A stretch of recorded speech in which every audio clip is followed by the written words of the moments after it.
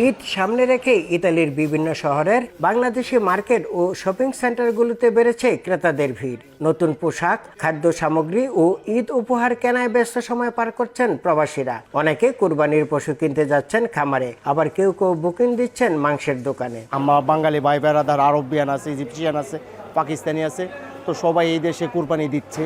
কোরবানির অর্ডার আসতেছে, প্রচুর অর্ডার আসতেছে। আশা করি সামনে আরও ইনশাল্লাহ কোরবানির অর্ডার আরও বেশি আসবে। দেশের মতো না হলেও ঈদ উদযাপন করে থাকি, আত্মীয় স্বজনকে মিস করি, তারপরেও বিদেশের মাটিতে সবাই মিলে আনন্দ উপভোগ করে থাকি। ইতালির স্থানীয় নিয়ম মেনে নির্ধারিত কসাইখানায় কোরবানির প্রস্তুতি নেওয়া হচ্ছে। এছাড়া তৈরি পোশাকের দোকানগুলোতেও ভিড় বাড়ছে ক্রেতাদের। শেষ মুহূর্তের কেনাকাটায় ব্যস্ত অনেকেই। ইতালিতে বসবাসকারী 17 লাখ মুসলমান ঈদ উল আজহা উদযাপন করবেন। এর মধ্যে বাংলাদেশি রয়েছে প্রায় 1,80,000। রূপচাঁদা ফর্টিফাইড সয়াবিন তেল মানেই স্বাস্থ্যকর প্রতিটি ফোঁটা।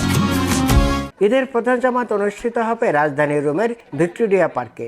এছাড়া বিভিন্ন মসজিদেও ঈদের জামাত হবে। প্রবাস জীবনের ব্যস্ততা আর দূরত্বের মাঝেও ঈদকে ঘিরে প্রবাসী বাংলাদেশিদের আবেগ ও ভালোবাসা যেন কমেনি একটু। পরিবার থেকে দূরে থেকেও একে অপরের সঙ্গে আনন্দ ভাগাভাগি করে নিতে প্রস্তুত সবাই। ইতালির রোম থেকে হাসান মাহমুদ, সময় সংবাদ।